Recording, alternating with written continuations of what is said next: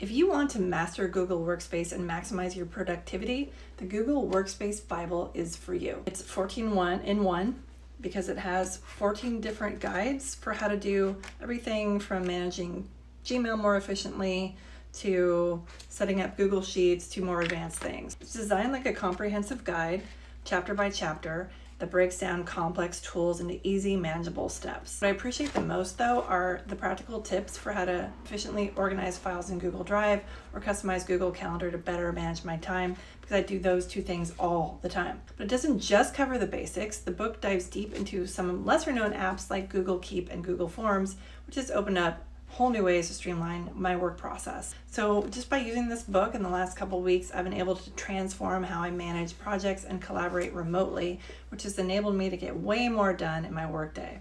So I would highly recommend this book to anyone looking to enhance their digital collaboration skills and do way more with Google Workspace.